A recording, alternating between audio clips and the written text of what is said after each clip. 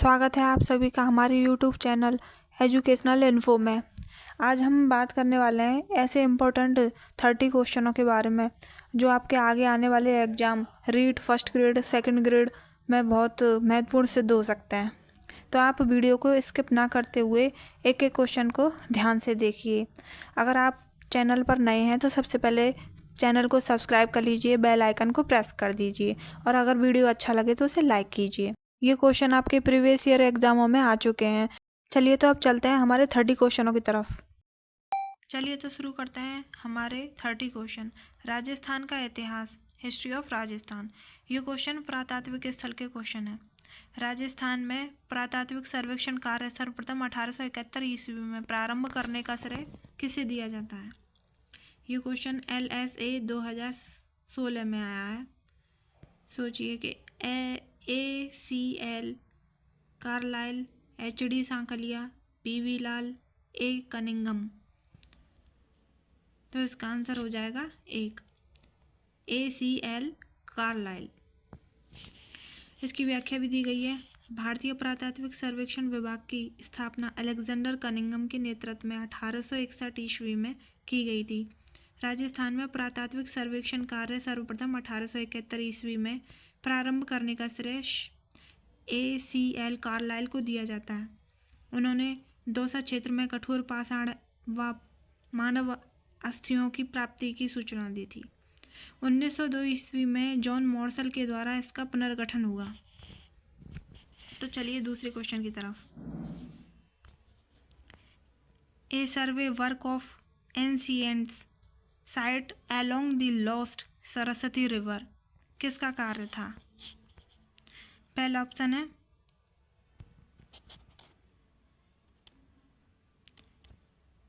MR Mughal, दूसरा option है Aurel stand, Harman गोइट्स, VN आशोपा।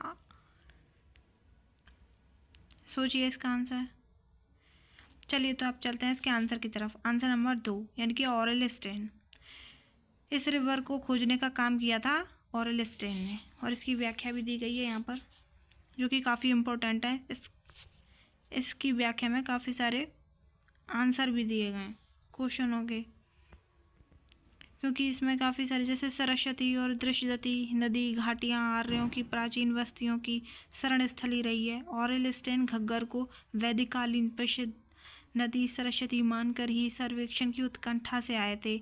वे औलधम के मत व कार्य की वह प्रसिद्ध नदी रेगिस्तान में खो गई थी, पर खोज करके प्रकाश डालना चाहते थे। उन्होंने अपने सर्वेक्षण कार्य का अप्रैल 1942 में दिया, जो जियोग्राफिकल जर्नल में शीर्षक भी a survey work of ancient along sites along the lost river रखा गया था, सरस्वती रिवर रखा गया था। ऑरेल स्टेन के इन प्रयासों से घग्गर को सरस्वती का वर्तमान रूप मानने में लोकप्रियता मिली है। तो देखिए इसकी व्याख्या में ही काफ़ी सारे क्वेश्चनों के आंसर भी मिल गए हैं। तो ये व्याख्या कितनी इम्पोर्टेंट है। चलिए तो आगे अगले क्वेश्चन की तरफ। कालीबंगा का शाब्दिक अर्थ क्या है? ये क्वेश्चन RAS एग्जाम 1996 1999 में आया। काला पत्थर, जुता हुआ खेत। आंसर मैं छुपा लेती हूँ। काली चूड़ियाँ या उपरोक्त सभी। सोचिए इसका आंसर क्या होगा। तो इसका आंसर होगा काली चूड़ियाँ। खुदाई के दौरान मिली काली चूड़ियों के टुकड़ों के कारण कालीबंगा सभ्यता का नाम कालीबंगा रखा गया। ठीक है, अब चलते हैं अगले क्वेश्चन की तरफ। कालीबंगा की सभ्यता किस नदी के किनारे फैली थी? यानी कि कालीबंगा जो सभ्यता थी वो किसी नदी के किनारे थी। वो नदी कौन सी थी? माही थी, सरस्वती थी या बेड़ज थी या हाट नदी थी? सोचिए। तो चलिए, घग्गर का ही नाम सरस्वती नदी है, इसलिए आंसर नंबर 2 हो जाएगा। कालीबंगा, यहाँ सरस्वती व दृश्यवती नदियों की घाटियों में हड़प्पाकालीन विकसित सभ्यता के अवशेष प्राप्त हुए हैं। इन नदियों का वर्तमान स्वरूप घग्गर नदी है। ठीक है, तो चलिए अगले क्वेश्चन की तरफ चलते हैं। सॉरी, आपको वीडियो में प्रॉब्लम हो रही होगी। निम्नलिखित में से राजस्थान का कौन सा सैंधव स्थल घग्गर नदी के किनारे स्थित है? तो ये क्वेश्चन कॉलेज लेक्चरर जो 24 डेट को हुआ था, 24/4/2016 को। तो इसका आंसर क्या होगा? गिलूड, आहड़, पीलीबंगा, कालीबंगा। सैंधव स्थल जो घग्गर नदी के किनारे स्थित है वही हो जाएगा हमारा कालीबंगा। ठीक है, इसकी व्याख्या भी ऊपर दी गई है, इसमें कहा गया है। प्राचीन सभ्यता का ऐसा कौन सा स्थल केंद्र है जो घग्गर नदी की घाटी में विकसित हुआ? छात्रावास अधीक्षक परीक्षा 2008 में आया हुआ वो क्वेश्चन है ये। कालीबंगा, बैराठ, गिलूड या आयड़, जिसे आहड़ भी कहा जाता है, इसका आंसर क्या होगा? वही कालीबंगा होगा। ठीक है, तो चलिए अगले क्वेश्चन की तरफ। निम्नलिखित में से 1950 से 51 में कालीबंगा की पहचान किसने दिलाई है? इसका मतलब मोर्टिमर व्हीलर ने, ए घोष ने, जेपी जोशी ने, आर.डी. बनर्जी ने। ये क्वेश्चन देखो काफ़ी सारी बार रिपीट हुआ है। 3rd ग्रेड के हिंदी एग्ज़ाम 2011 में, 2nd ग्रेड के एग्ज़ाम इंग्लिश के 2011 में, और 2nd ग्रेड का उर्दू एग्ज़ाम 2011 में। तो कालीबंगा को पहचान किसने दिलाई? ए घोष ने। ठीक है, चलिए तो हमारे अगले क्वेश्चन की तरफ चलते हैं। देखिए इसकी व्याख्या भी दी गई है। व्याख्या से हमें काफ़ी सारे क्वेश्चनों का आंसर भी मिलते हैं, क्योंकि व्याख्या में काफ़ी सारे पॉइंट इम्पोर्टेंट दिए गए हैं इसमें। जैसे देखिए, कालीबंगा राजस्थान के हनुमानगढ़ जिले में के मुख्यालय से दक्षिण पश्चिम में स्थित है। ध्यान रखिएगा, ये क्वेश्चन जरूर आता है कि किस दिशा में स्थित है। ऑप्शन में काफ़ी बार इसमें अलग अलग क्वेश्चनों में दे देते हैं। जैसे क्वेश्चन में ऐसे देते हैं कि दक्षिण पश्चिम में है, पश्चिम उत्तर में है, इस तरीके से काफ़ी सारे ऑप्शन देते हैं। तो ध्यान रखिएगा, उसका मुख्यालय दक्षिण पश्चिम में है। इस स्थल की क्षेत्र की खोज जो है 1950 से 51 ईस्वी में अमलानंद घोष ने, तथा इसका उत्खनन 1961 ईस्वी में B.V. लाल तथा B.K. थापर ने करवाया था। चलिए तो अगले क्वेश्चन की तरफ। निम्नलिखित में से कौन सा पुरातात्विक कालीबंगा के उत्खनन से कभी भी संबद्ध नहीं रहा, यानी कि कालीबंगा से रिलेटेड नहीं है? ये क्वेश्चन आया है, सांख्यिकी अधिकारी का क्वेश्चन पेपर है, 20/12/2021 में आया हुआ। तो बताइए किस में है जिससे कालीबंगा का जिससे रिलेशन नहीं है? अमलानंद घोष या B.V. लाल, ये K.N. Thapar, K.N. Puri, B.K. Thapar, कौन हो सकता है? अमलानंद ने तो इसकी खोज की थी। ठीक है, और जो K.N. पुरी है ये रिलेटेड है, या फिर B.K. थापर है? कौन है, सोचिए। तो देखिए इसका आंसर हो जाएगा K.N. पुरी। B.V. लाल भी इससे रिलेटेड है, B.K. थापर भी इससे रिलेटेड है। ऊपर हमने अभी पढ़ाई था कि अमलानंद घोष ने इसका खनन किया, B.V. लाल और B.K. थापर दोनों से रिलेटेड हैं, तीनों इनसे रिलेटेड हैं, बस एक K.N. पुरी से रिलेटेड नहीं है। इसीलिए इन व्याख्याओं को पढ़ने का काफ़ी सारे बेनिफिट मिलता है, इनको व्याख्याओं को छोड़ना नहीं चाहिए। चलिए तो आगे के चलते हैं। कालीबंगा सभ्यता को सर्वप्रथम प्रकाश में लाने का श्रेय किसे दिया जाता है? सर्वप्रथम लाने का श्रेय, ये क्वेश्चन आया है JEN यांत्रिकी विद्युत डिग्री 26/12/2020 में आया है, और EO के एग्ज़ाम में 2007 में आया। तो B.V. लाल है या B.K. थापर है, या फिर M.D. खरे या अमलानंद घोष? तो आंसर होगा अमलानंद घोष। अभी पढ़ा था हमने ऊपर ही। सिंधु घाटी से संबंधित निम्न में से कौन सा स्थल राजस्थान में स्थित है? ये क्वेश्चन राजस्थान पुलिस कांस्टेबल के 7/11/2020 में आया हुआ है क्वेश्चन। कोटदीजी, धौलावीरा या कालीबंगा या रोपण? तो आंसर हो जाएगा हमारा कालीबंगा। ठीक है, व्याख्या तो हम ऊपर से पढ़ते चले आ रहे हैं, आपको वो समझ में आ भी रहा होगा। चलिए चलते हैं नेक्स्ट क्वेश्चन की तरफ। कालीबंगा स्थल हनुमानगढ़ जिला मुख्यालय से किस दिशा में स्थित है? ये क्वेश्चन जेल प्रेरी 21/10/2018 में आया हुआ है। ठीक है, तो इसका आंसर क्या होगा? अभी हमने उसमें पढ़ा था उत्तर पूर्व, उत्तर पश्चिम, दक्षिण पूर्व, दक्षिण पश्चिम, उत्तर पूर्व। तभी तो इसकी वो दी गई है, व्याख्या देते हैं ऊपर।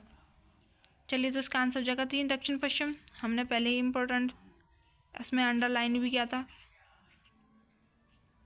चलिए तो आगे का चलते हैं। निम्न में से किस स्थान पर राजस्थान में सबसे प्राचीन सभ्यता के अवशेष पाए गए? यानी कि सबसे प्राचीन सभ्यता के अवशेष किस में मिले हैं? थिलवाड़ा में, बालोतरा में, या अहोर में, या कालीबंगा में? तो आंसर हो जाएगा कालीबंगा में। सबसे पुराने इसी में मिले। देखो इसकी व्याख्या भी दी गई है। कालीबंगा स्वतंत्र भारत का वह पहला पुरातात्विक स्थल है जिसका स्वतंत्रता के बाद पहली बार उत्खनन किया गया, तत्पश्चारोपण का उत्खनन किया गया। चलिए हमारे नेक्स्ट क्वेश्चन की तरफ चलते हैं। राजस्थान में सभ्यता के किस स्थल पर सबसे प्रथम बार हल से जुते हुए खेत के साक्ष्य मिले हैं?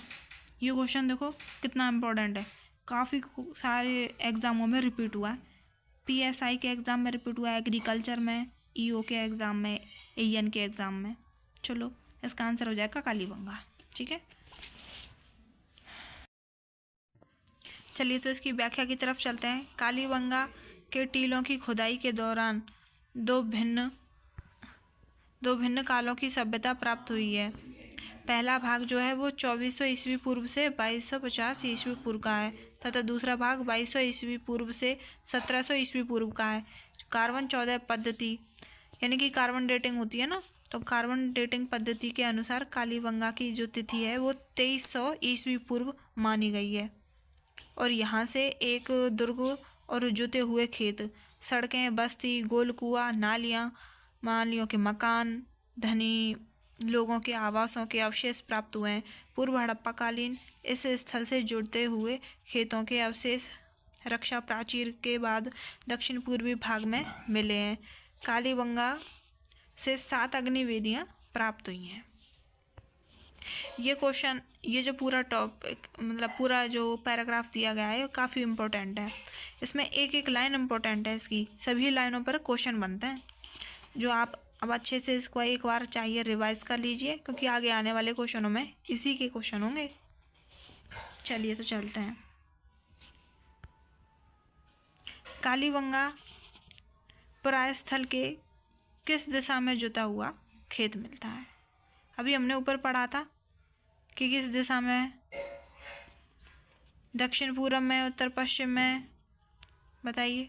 वो ये दक्षिण मतलब पूर्व में। ये क्वेश्चन आया कॉलेज व्याख्याता सारंगी। ठीक है, अब चलते हैं। जो प्राचीनतम जुते हुए खेत के पुरातात्विक स्थल किस सांस्कृतिक स्तर से प्राप्त हुए हैं? प्राक हड़प्पाकालीन युगीन सभ्य संस्कृति, हड़प्पा युगीन संस्कृति, ताम्रपाषाण युगीन संस्कृति, नवपाषाण युगीन संस्कृति। तो इसका आंसर हो जाएगा पहला, प्राक हड़प्पा युगीन संस्कृति। व्याख्या ऊपर दी गई है जो अभी हमने पढ़ी थी। अग्निकुंड कितने साक्ष्य मिले? अग्निकुंडों के मतलब अग्निकुंड के साक्ष्य कहाँ से मिले हैं ये पूछा है इसमें। तो आंसर हो जाएगा कालीबंगा, अभी पढ़ा था हमने। कालीबंगा क्षेत्र से कितनी अग्निवेदिकाएं प्राप्त हुई हैं? 5 थे, 7 थे, 8 थे, 9 थे, सोचिए। अभी देखा सॉरी 7 मिले।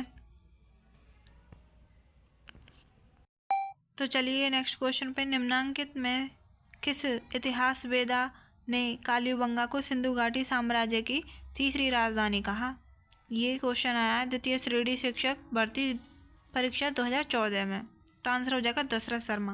यानी कि दशरथ शर्मा ने, देखो इसकी व्याख्या भी दी गई है, इतिहास वेता दशरथ शर्मा ने कालीबंगा को सिंधु घाटी साम्राज्य की तीसरी राजधानी कहा। ठीक है, चलिए चलते हैं अगले क्वेश्चन पे। कालीबंगा से निम्न में से किस फसल के अवशेष प्राप्त हुए हैं? कौन सी फसल मिली है मतलब? और ये क्वेश्चन आया व्याख्याता आयुर्वेद विभाग 2021 में। जौ, सोयाबीन, रागी या चावल? सोचिए। तो चलिए आगे चलते हैं। इसका आंसर हो जाएगा हमारा जौ। व्याख्या दी गई है कि कालीबंगा सभ्यता के लोग गेहूं और जौ का प्रयोग करते थे।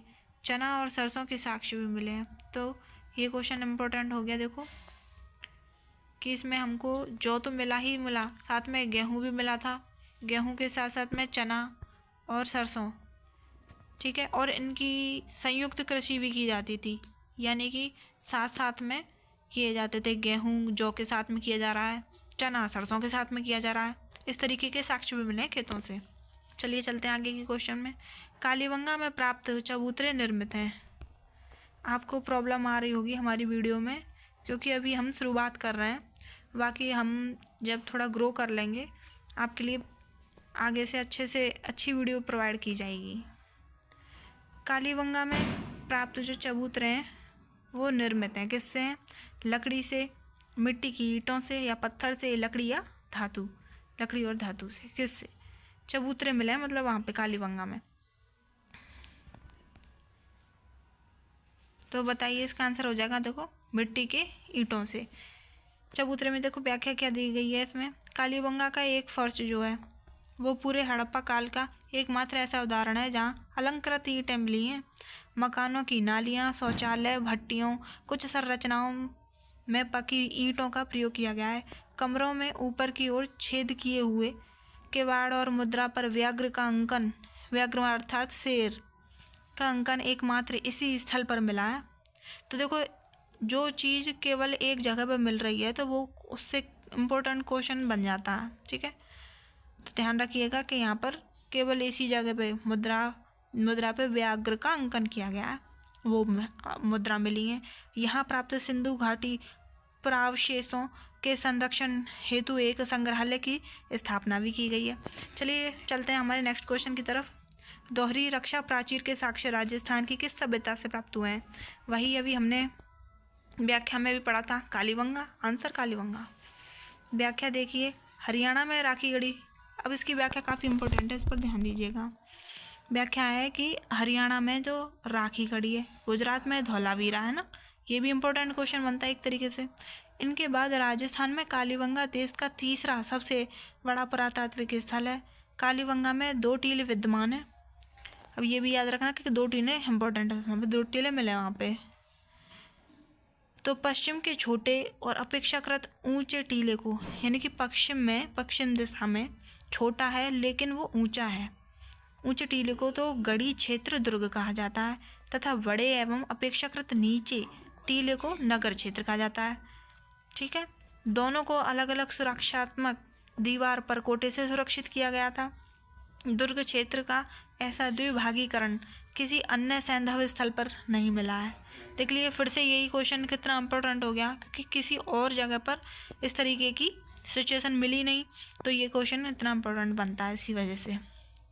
इस काल के लोगों ने क्या है, समचतुर्भुजाकार रक्षा प्राचीर के अंदर अपने आवासों का निर्माण किया है। इस सुरक्षा प्राचीर को 2 चरणों में बनाने के प्रमाण मिले हैं। रक्षा प्राचीर के अंदर और बाहर दोनों ओर से मिट्टी का लेप किया गया है, ठीक है। चलिए चलते हैं अगले क्वेश्चन की तरफ। निम्नलिखित में से किस सभ्यता में विकसित एवं सामरिक महत्व की किलेबंदी के अवशेष प्राप्त हुए हैं? ये क्वेश्चन आया कनिष्ठ वैज्ञानिक सहायक 14/9/2019 में, ठीक है। चलिए इसके ऑप्शन की तरफ चलते हैं। बैराठ, कालीबंगा, ईसवाल, कनेश्वर। तो इसका आंसर हो जाएगा कालीबंगा। अभी हमने इसकी व्याख्या ऊपर पढ़ी है। चलिए चलते हैं।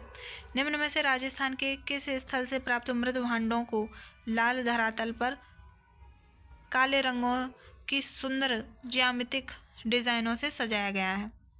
यानी कि राजस्थान में जो मृद भांड मिले हैं वो उनका धरातल लाल कलर का, रेड कलर का, और जो ब्लैक कलर से उसकी सुंदर ज्यामिति यानी कि डिज़ाइन बनाई गई है उस पर। तो कौन सी जगह है? वही कालीबंगा आंसर हो जाएगा, ठीक है। व्याख्या देखो दी गई है इसमें, व्याख्या इंपॉर्टेंट है, इस पर ध्यान दीजिएगा।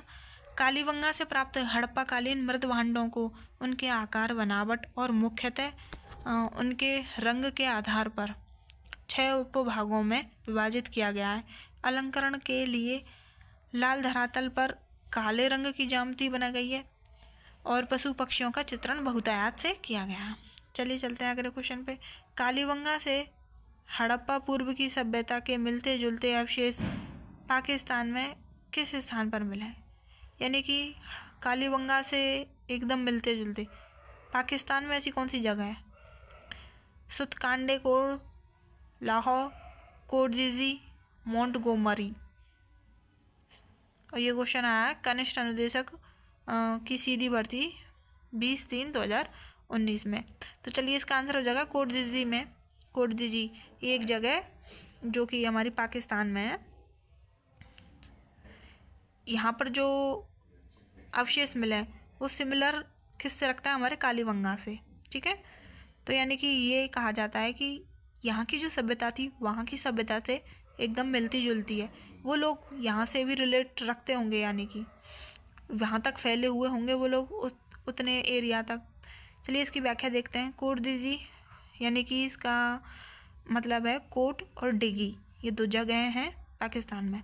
पाकिस्तान के सिंध प्रांत में सिंधु नदी के तट पर स्थित इस स्थल के अग्नि में 2 बार नष्ट होने के साक्ष्य प्राप्त हुए हैं। यानी कि ये जो जगह है ये अग्नि में 2 बार नष्ट हो गई जलकर, है ना। यहाँ प्राक हड़प्पा युगीन संस्कृति के भी अवशेष मिले हैं। ठीक है, चलिए चलते हैं आगे क्वेश्चन में। कोट डिगी सभ्यता का संबंध किससे रहा है? अभी पढ़ा था हमने ऊपर व्याख्या में, इसीलिए कहा था ना मैंने व्याख्या कितनी इंपॉर्टेंट है। हड़प्पा, और ये क्वेश्चन आया JEN की डिग्री 16/10/2016 में। हड़प्पा पूर्व सभ्यता से या चीन की सभ्यता से, मिस्र की से या सुमेरिया की से? तो आंसर हो जाएगा हड़प्पा से, हड़प्पा पूर्व की सभ्यता से। अब देखिए अगले क्वेश्चन, निम्न में से किस स्थल को ताम्रवर्ती नगरी के नाम से भी जाना जाता है? तांबे की नगरी, ये क्वेश्चन आया सेकंड ग्रेड जी के 30/10/2018। सेकंड ग्रेड संस्कृत विभाग का जो एग्ज़ाम होता है उस 2011 में। ये कितना इम्पोर्टेंट क्वेश्चन है जो 3 एग्जामों में आ चुका है। कनिष्ठ अनुदेशक वेल्डर सीधी भर्ती परीक्षा 20/3/2019। तो ऑप्शन होंगे बैराट, आहड़, कालीबंगा या पकौर। सोचिए, ताम्रवर्ती नगरी। ठीक है, चलते हैं तो आंसर की तरफ। आंसर हो जाएगा 2 आहड़। इसकी देखो ये व्याख्या भी दी गई है। व्याख्या है कि यहाँ ताम्र उपकरण, बर्तन, काले और लाल रंग के मृदभांड आदि प्राप्त हुए हैं। तांबे के उपकरणों की प्रचुरता के कारण इसे प्राचीन काल में ताम्रवर्ती नगरी कहा जाता था। यानी कि बहुतायत से यहाँ पे तांबे की जो धातु हुआ करती थी वो मिली थी, इसीलिए इसको ताम्रवर्ती नगरी कहा गया। आहड़ के विशिष्ट आकृति के बर्तनों को ब्लैक एंड रेड वेयर कहा जाता है। ये एक देखो क्वेश्चन कितना इम्पोर्टेंट है, इसमें जो दे रखा है कि ब्लैक एंड रेड वेयर, ये इम्पोर्टेंट है। यहाँ के जो बर्तन मिले हैं इनको ये कहा जाता है। ठीक है, चलिए चलते हैं अगले क्वेश्चन की तरफ।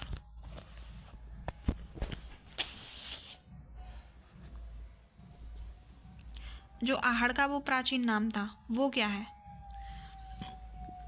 आंसर हो जाएगा ताम्रवर्ती नगरी। ओके, ये एग्जाम PC के एग्जाम 2007 में आया। व्याख्या देखिए, प्राचीन शिलालेखों में आहड़ का पुराना नाम ताम्रवर्ती नगरी है। ठीक है, 10वीं और 11वीं शताब्दी में इसे आघाटपुर, आघट दुर्ग के नाम से जाना जाता है। इसे धूलकोट भी कहा जाता है। इसके जो ये दूसरे नाम हैं ये इम्पोर्टेंट हैं। क्वेश्चन काफ़ी सारे क्वेश्चनों में इसी तरीके के क्वेश्चन पूछे जाते हैं कि आहड़ के दूसरे नाम क्या क्या हैं। जैसे ये पूछा गया ना, आहड़ का प्राचीन नाम क्या है, तो ये इसके अदर नाम भी इम्पोर्टेंट है। ठीक है, चलिए चलते हैं अगले क्वेश्चन पे। निम्न में से कौन से स्थल को धूलकोट भी कहा जाता है? अभी पढ़ा था हमने आहड़। ठीक है, आंसर हो जाएगा पशुधन में क्वेश्चन आ गया। और आहड़ सभ्यता किस अन्य नाम से भी जाना जाता है? देख लिए फिर से वही क्वेश्चन आ गया, आहड़पुर। इसमें देखो आहड़पुर ये ऑप्शन में, ये हमने अभी पढ़ा था उसमें तो है ही नहीं। आगच्छपुर ये भी नहीं है। आघाटपुर, आधमपुर। ठीक है, ऑप्शन नंबर 3 हो जाएगा ना, अभी पढ़ा था। प्रोफेसर HD सांखलिया के निर्देशन में जिस सभ्यता के स्थल का, यानी कि HD सांखलिया ने जो निर्देशन में कौन से सभ्यता का उत्खनन हुआ है? सेकंड ग्रेड साइंस 2011 में। कालीबंगा, आहड़, गणेश्वर या बैराट? आंसर क्या होगा हमारा? आहड़। ठीक है, इन्होंने क्या है इसकी व्याख्या दी गई है। देखो व्याख्या इंपॉर्टेंट है। इस स्थल की खोज सर्वप्रथम 1953 में अक्षय कीर्ति व्यास ने तथा रत्नचंद्र अग्रवाल ने 1954 ईस्वी में की थी। 1961 से 62 में हसमुख धीरज लाल सांखलिया के नेतृत्व में इस स्थल का उत्खनन करवाया गया। आहड़ का संपूर्ण कालक्रम जो 2 कालखंडों में बांटा जा सकता है। प्रथम कालखंड ताम्रयुगीन और दूसरा कालखंड है लोहयुगीन सभ्यता के घोतक है। चलिए तो हमारे 30 क्वेश्चन यहाँ पर पूरे होते हैं। अगर आपको हमारा वीडियो अच्छा लगे, हमारी मेहनत पे आपको थोड़ा बहुत भी बेनिफिट मिले, तो हमारी वीडियो को सब्सक्राइब कीजिएगा, लाइक कीजिएगा एंड शेयर कीजिएगा। अच्छा, नमस्ते।